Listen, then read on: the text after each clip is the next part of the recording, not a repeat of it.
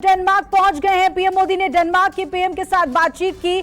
आज जब Denmark airport पर पीएम मोदी पहुंचे तो खुद डेनमार्क के प्रधानमंत्री फ्रेडरिक्सन पीएम मोदी को रिसीव करने एयरपोर्ट पर पहुंची थी और आज पीएम मोदी डेनमार्क में भारत नॉर्डिक शिखर सम्मेलन में हिस्सा लेंगे। भारत के अलावा डेनमार्क, आइसलैंड, फिनलैंड, स्वीडन और नॉर्वे के प्रधानमंत्रियों के साथ भारत नॉर्डिक शिखर सम्मेलन में हिस्सा ले रहे हैं। दूसरी बिग ब्रेकिंग, डेनमार्क की पीएम फ्रेडरिक्सन के साथ पीएम मोदी की द्विपक्षीय वार्ता चल रही है। पीएम के साथ द्विपक्षीय वार्ता के साथ थोड़ी देर में भारत और डेनमार्क का ज्वाइंट स्टेटमेंट जारी किया जाएगा और इसके अलावा पीएम मोदी डेनमार्क में रह रहे भारतीयों के बीच जाएंगे, भारतीयों को संबोधित करेंगे। आगे बढ़ेंगे तीसरी बिग ब्रेकिंग की तरफ।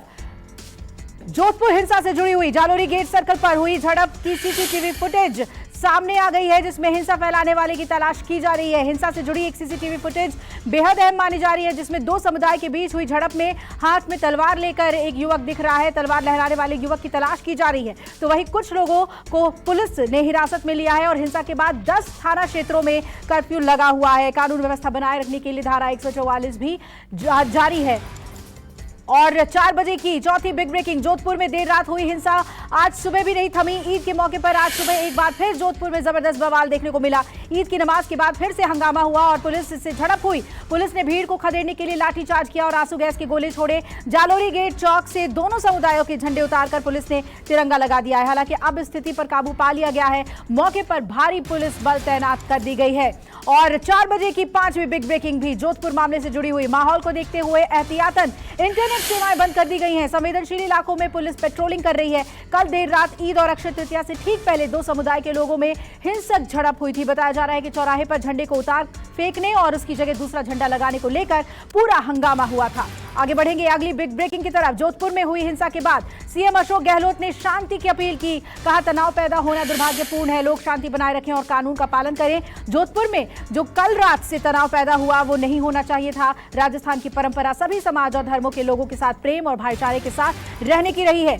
आगे बढ़ेंगे अगली बड़ी खबर भी इसी से जुड़ी हुई। जोधपुर की हिंसा को लेकर केंद्रीय मंत्री मुख्तार अब्बास नकवी ने गहलोत सरकार पर निशाना साधा। कहा कि यह घटना किसकी साजिश है, किसको नुकसान पहुंचाने की कोशिश हो रही है। जो लोग सरकार में चाहे फिर वो राजस्थान में हो या नहीं, इसे लेकर गुनहगारों के खिलाफ अब कड़ी कार्रवाई होनी चाहिए। इधर अगली बड़ी खबर का रुख करेंगे। जोधपुर में हुई हिंसा की वारदात पर केंद्रीय गृह राज्य मंत्री एसपी सिंह बघेल ने गहलोत सरकार पर करारा वार किया। कहा, राजस्थान की सरकार मुस्लिम तुष्टीकरण को बढ़ावा देती है, जिस वजह से कुछ असामाजिक तत्वों के हौसले बुलंद होते हैं। करौली की घटना माफ करने लायक नहीं है। राष्ट्र पहले स्थान पर होना चाहिए और पार्टी दूसरे स्थान पर। आगे बढ़ेंगे 4 बजे की 9वीं बिग ब्रेकिंग। यूपी के संभल में दो पक्षों में पुरानी रंजिश को लेकर गोलियां चली। दोनों पक्षों के कई लोग घायल हुए और घायलों में मासूम बच्चे भी चोटिल हुए हैं। फायरिंग के बाद गांव में भारी पुलिस बल की तैनाती की गई है। कुछ घायलों को आगरा रेफर किया गया है और मौके पर पहुंचे आला अधिकारियों ने कहा कि आरोपी जल्द गिरफ्तार किए जाएंगे। और इस वक्त की 10वीं बिग ब्रेकिंग, परशुराम जयंती के मौके पर अहमदाबाद में कुछ असामाजिक तत्वों ने परशुराम के बैनर और पोस्टर फाड़े और सीसीटीवी में यह घटना कैद हुई है। मालव झील के पास की घटना है और सिक्योरिटी इस घटना के बाद बढ़ा दी गई है। परशुराम जयंती के मौके पर लगाए गए पोस्टर्स फाड़ने वालों को सीसीटीवी फुटेज की मदद से अब तलाशा जा रहा है। 11वीं बिग ब्रेकिंग का रुख करेंगे। ईद की नमाज के बाद अनंतनाग में झड़प की खबर है। प्रदर्शनकारियों ने सेना पर पत्थरबाजी की, हालांकि फौरन पत्थरबाजों पर काबू पा लिया गया। अनंतनाग में स्थिति नियंत्रण में है। इलाके में सुरक्षा और बढ़ा दी गई है और पुलिस के मुताबिक ये मामूली झड़प थी। 4 बजे की 12वीं बिग ब्रेकिंग मध्य प्रदेश से। खरगोन में आज भी कर्फ्यू जारी है। कर्फ्यू लगे रहने की वजह से ईद की नमाज लोगों ने अपने घरों में ही पढ़ी। खरगोन में अक्षय तृतीया और परशुराम जयंती पर किसी भी कार्यक्रम के आयोजन की अनुमति नहीं है। जिला प्रशासन और लोगों को बैठक के बाद ये फैसला लिया गया और खरगोन में हिंसा को देखते हुए 1000 से ज्यादा पुलिसकर्मियों की तैनाती की गई है। लोगों को शांति बनाए रखने की अपील कर दी गई है। आगे बढ़ेंगे 13वीं बिग ब्रेकिंग की ओर। ईद के मौके पर कोलकाता के रेड रोड पहुंची ममता बनर्जी ने केंद्र पर निशाना साधा। कहा कि देश में जो फूट डालो राज करो की नीति चल रही है वो ठीक नहीं। ममता बनर्जी ने यह भी कहा कि देश की स्थिति ठीक नहीं है, हम आपको रोते हुए नहीं देख सकते, हमें डरना नहीं है, लड़ना है। और आज अलगाव की राजनीति चल रही है वो ठीक नहीं है। उन्होंने ये भी कहा कि हम एकता चाहते हैं, हम सारे जहां से अच्छा हिंदुस्तान हमारा चाहते हैं। आगे बढ़ेंगे इसी खबर से जुड़ी हुई 14वीं बिग ब्रेकिंग। ममता बनर्जी के बयान को अखिलेश यादव ने समर्थन दिया और एक कार्यक्रम के दौरान उन्होंने कहा कि अंग्रेज चले गए लेकिन उनकी नीति को बीजेपी ने अपनाया है। मैंने इसे अपनी आंखों से देखा है, मैंने नेताओं के भाषण सुने हैं। अंग्रेजों के फूट डालो और राज करो के सिद्धांत पर ही बीजेपी चल रही है। जब राज्य में समाजवादी की सरकार थी तब आरोप लगता था कि पूरे प्रदेश में एक बिरादरी के ही लोग हैं। और अब 15वीं बिग ब्रेकिंग, समाजवादी पार्टी अध्यक्ष अखिलेश यादव और चाचा शिवपाल में सियासी बयानबाजी जारी है। चाचा शिवपाल सिंह ने अखिलेश पर रौंदने का आरोप लगाया और ट्वीट किया, कहा अपने सम्मान के न्यूनतम बिंदु पर जाकर मैंने उसे संतुष्ट करने का प्रयास किया, इसके बावजूद भी अगर नाराज हूं तो किस स्तर पर उसके हृदय को चोट होगी, हमने इसका चलन दिखाया। और आगे बढ़ेंगे अगली बिग ब्रेकिंग की तरफ। कांग्रेस ने आज प्रेस कॉन्फ्रेंस किया। कांग्रेस प्रवक्ता सुरजेवाला ने कहा कि दुर्भाग्यपूर्ण है कि मोदी सरकार एलआईसी बेच रही है, कम कीमत पर हिस्सेदारी को बेचा जा रहा है। रणदीप सुरजेवाला ने सरकार से सवाल किया कि एलआईसी का मूल्यांकन कम क्यों किया गया है। एलआईसी की असली वैल्यू सरकार की तरफ से बताई गई है, जो कीमत से कहीं ज्यादा है। देहरादून पहुंचे यूपी के मुख्यमंत्री सीएम योगी आदित्यनाथ। 17वीं बड़ी खबर, सीएम योगी का उत्तराखंड के मुख्यमंत्री पुष्कर सिंह धामी ने स्वागत किया। आज से 3 दिन के उत्तराखंड दौरे पर है सीएम योगी और इस दौरान सीएम योगी पैतृक गांव में अपनी मां से मुलाकात करेंगे। सीएम योगी यमकेश्वर के महायोगी गुरु गोरखनाथ महाविद्यालय विथ्यारी का दौरा करेंगे। और अब आगे बढ़ेंगे 18वीं बिग ब्रेकिंग की तरफ। गुजरात विधानसभा चुनाव से पहले कांग्रेस को एक और झटका लगा है। कांग्रेस का दामन छोड़कर बीजेपी में शामिल हुए साबरकांठा के खेड़ ब्रह्मा सीट से कांग्रेस विधायक अश्विन कोटवाल। आज ही अश्विन कोटवाल ने कांग्रेस से इस्तीफा दिया था। इस्तीफा देने के बाद अश्विन कोटवाल ने खूब ढोल बजाया था और जमकर नाचे थे। अश्विन कोटवाल काफी समय से नेता प्रतिपक्ष न बनाए जाने से कांग्रेस से नाराज चल रहे थे। आगे बढ़ेंगे 19वीं बिग ब्रेकिंग 4 बजे की। बेंगलुरु पहुंचे केंद्रीय गृह मंत्री अमित शाह ने नृपतृंगा विश्वविद्यालय का शिलान्यास किया और अमित शाह ने वर्चुअल माध्यम से बेल्लारी में फॉरेंसिक विज्ञान प्रयोगशाला का उद्घाटन किया। साथ ही गृह मंत्री ने कर्नाटक पुलिस का स्मार्ट ई बीट यानी इलेक्ट्रॉनिक बीट ऐप भी लॉन्च किया। और अब इस वक्त की 20वीं बड़ी खबर, महाराष्ट्र के बाद दिल्ली पहुंचा लाउड स्पीकर का मुद्दा। दिल्ली बीजेपी के प्रदेश अध्यक्ष आदेश गुप्ता ने दिल्ली के धार्मिक स्थलों से लाउड स्पीकर हटाने की मांग की। आदेश गुप्ता बोले कि दिल्ली के मुख्यमंत्री को पत्र लिखकर धार्मिक स्थलों से लाउड स्पीकर को हटाना चाहिए। ध्वनि प्रदूषण रोकने के लिए यह कदम उठाना जरूरी है। अगर जरूरत होगी तो सीएम से भी मुलाकात करेंगे। और अब 4 बजे की 21वीं बिग ब्रेकिंग का रुख करेंगे। राज ठाकरे के लाउड स्पीकर हटाने के अल्टीमेटम पर महाराष्ट्र के गृह मंत्री दिलीप वलसे पाटिल ने बैठक बुलाई। डीजीपी दफ्तर में गृह मंत्री और पुलिस के वरिष्ठ अधिकारियों के साथ बैठक हुई। लाउड स्पीकर हटाने की धमकी को लेकर संवेदनशील इलाकों में सुरक्षा व्यवस्था कड़े करने के निर्देश दे दिए गए हैं। 4 बजे की 22वीं बिग ब्रेकिंग, महाराष्ट्र नवनिर्माण सेना प्रमुख राज ठाकरे ने लाउड स्पीकर के मुद्दे पर पार्टी के वरिष्ठ नेताओं के साथ बैठक की। लाउड स्पीकर को लेकर उद्धव ठाकरे सरकार को राज ठाकरे ने आज तक का समय दिया है। राज ठाकरे ने चेतावनी देते हुए कहा कि अगर लाउड स्पीकर नहीं हटे तो मस्जिदों के सामने हनुमान चालीसा दोगुनी आवाज में बजाई जाएगी। अल्टीमेटम से पहले राज ठाकरे ने नेताओं के साथ अगले कदम पर चर्चा की और बैठक की।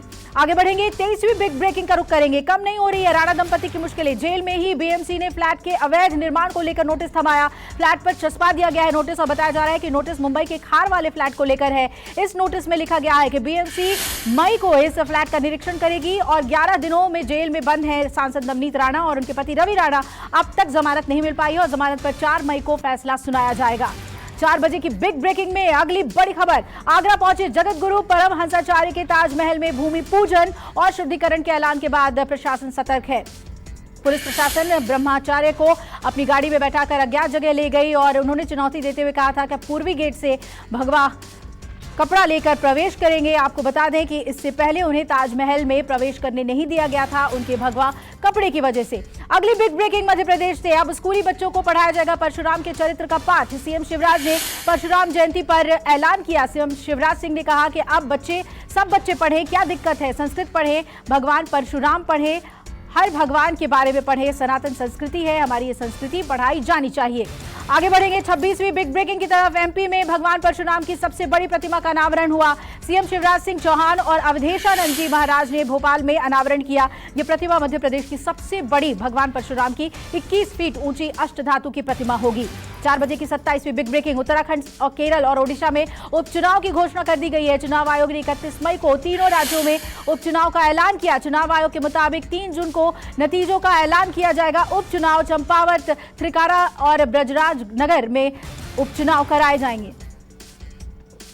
और अगली बड़ी खबर, 2.5 साल बाद किश्तवाड़ के चौगान मैदान में ईद की नमाज का आयोजन हुआ। हजारों की संख्या में लोगों ने ईद की नमाज अदा की। 2019 में आर्टिकल 370 हटने के बाद पहली बार यहां नमाज अदा की गई। कोरोना के चलते 2.5 साल बाद नमाज का आयोजन अभी तक नहीं हुआ था। और अब 4 बजे की अगली बड़ी खबर। लाउड स्पीकर विवाद के बीच देश भर में ईद की धूम है। संवेदनशील जगहों पर सुरक्षा बढ़ाई गई है। ड्रोन के जरिए मस्जिद और आसपास के इलाकों में नजर रखी जा रही है और कड़ी सुरक्षा के बीच जामा मस्जिद में नमाज अदा की गई। कोलकाता के रेड रोड पर बारिश में भीगते हुए लोग ईद की नमाज अदा करते हुए नजर आए। और अब 4 बजे की तीसरी बिग ब्रेकिंग। कबड्डी का फाइनल मैच देखने बेंगलुरु पहुंचे केंद्रीय खेल मंत्री अनुराग ठाकुर। खेलो इंडिया यूनिवर्सिटी में इसका फाइनल हुआ। अनुराग ठाकुर ने पुरुष और महिला खिलाड़ियों का मनोबल बढ़ाया। पुरुष कबड्डी फाइनल में सारे मैच जीतकर कोटा की टीम फाइनल में पहुंची और हाल ही में अनुराग ठाकुर ने खेलो इंडिया इवेंट को लॉन्च किया था। आगे बढ़ेंगे। 4 बजे की 31वीं बड़ी खबर। कल के मुकाबले में देश में कोरोना संक्रमण कम हुआ है। 24 घंटे में 2500 के करीब नए मरीज सामने आए हैं और स्वास्थ्य मंत्रालय के मुताबिक कल के मुकाबले 18% संक्रमण कम हुआ है। 20 मरीजों ने एक दिन में दम तोड़ा और देश में एक्टिव मरीजों ने चिंता बढ़ाई है। 19,000 से ज्यादा एक्टिव मरीज हैं और देश में 2 महीने के बाद संक्रमण दर 1% से ज्यादा हुई है। 32वीं बड़ी खबर। 4 धाम यात्रा से जुड़ी हुई गंगोत्री और यमुनोत्री के खुले कपाट और कोविड नेगेटिव जांच रिपोर्ट अब जरूरी नहीं होगी। 4 धाम पर बेतहाशा भीड़ नहीं होगी। प्रदेश सरकार ने 4 धाम वाले तीर्थयात्रियों के लिए एक संख्या तय कर दी है। 45 दिन के लिए एक सिस्टम बना दिया है और बद्रीनाथ में रोजाना 15,000, केदारनाथ में 12,000, गंगोत्री में 7,000 और यमुनोत्री में 4,000 तीर्थयात्रियों की अनुमति होगी।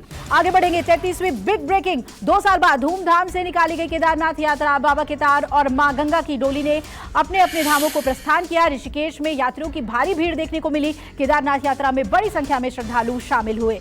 और अब 4 बजे की 34वीं बिग ब्रेकिंग। जम्मू कश्मीर के सोपोर में लश्कर के मॉड्यूल का भंडाफोड़ हुआ है। पुलिस ने 3 आतंकियों को गिरफ्तार किया। आतंकियों से पूछताछ जारी है। आतंकियों के कब्जे से 3 चाइनीज पिस्टल और विस्फोटक बरामद किए गए हैं। गिरफ्तार आतंकी बड़ी साजिश में जुटे थे और सूत्रों के मुताबिक आतंकी बाहरी मजदूरों और पंचायत से जुड़े जनप्रतिनिधियों पर हमले की योजना बना रहे थे। और अब इस वक्त की 35वीं बिग ब्रेकिंग। जम्मू में कठुआ में सुनार की दुकान में पिस्टल और दिखाकर लूटपाट की गई और लूटपाट करके बदमाश फरार हो गए। सीसीटीवी से फुटेज सामने मिला है। पुलिस ने 2 बदमाशों को गिरफ्तार कर लिया और कुछ ही घंटों में इस घटना के बाद गिरफ्तारी हो गई। अगली बिग ब्रेकिंग। गाजियाबाद से हिजाब पहनकर प्रदर्शन का वीडियो वायरल हुआ है। गाजियाबाद में मोदी नगर में छात्राओं ने प्रदर्शन किया। छात्राओं ने आरोप लगाया कि हिजाब पहनकर आने पर उन्हें टैबलेट नहीं दिया गया। वहीं कॉलेज के प्रिंसिपल ने कहा कि यूनिफॉर्म में ये छात्राएं नहीं थी। 4 बजे की 37वीं बिग ब्रेकिंग। बाहुबली विधायक राजा भैया के घर में उनके समर्थक ने फायरिंग की। राजा भैया की तारीफ में बज रहे गाने पर फायरिंग की गई। शख्स के राइफल से ताबड़तोड़ फायरिंग का वीडियो सोशल मीडिया पर वायरल हुआ है। वायरल वीडियो मनिकपुर के करेंटी का है और फायरिंग करने वाले शख्स को पहचान अभी नहीं हो पाई है। 38वीं बिग ब्रेकिंग। 4 मई को संयुक्त किसान मोर्चा का एक प्रतिनिधिमंडल सिंघू बॉर्डर के नजदीक से लखीमपुर खीरी के लिए रवाना होगा। कई वरिष्ठ किसान नेता मौजूद रहेंगे और लखीमपुर जाने वाले प्रतिनिधिमंडल में एसकेएम की कोऑर्डिनेशन कमेटी के सदस्य होंगे। प्रस्थान से पहले राय में किसान प्रतिनिधिमंडल एक प्रेस कॉन्फ्रेंस भी करेंगे। 39वीं बिग ब्रेकिंग का रुख करेंगे। चिली के सैंटियागो में मजदूरी बढ़ाने को लेकर लोगों ने प्रदर्शन किया। उग्र भीड़ ने कई वाहनों को आग के हवाले किया। स्थानीय पुलिस ने भीड़ को काबू में करने के लिए आंसू गैस के गोले छोड़े और साथ ही भीड़ को तितर बितर करने के लिए पुलिस ने वाटर कैनन का भी प्रयोग किया। 4 बजे की 40वीं बिग ब्रेकिंग। अर्मेनिया में अजरबैजान के साथ शांति समझौते के बयान के बाद पीएम के खिलाफ जबरदस्त प्रदर्शन हुआ। हजारों नाराज लोगों ने सड़क पर उतरकर पीएम से इस्तीफा मांगा और लोगों का कहना है कि पीएम अपने शब्द वापस ले या इस्तीफा दे।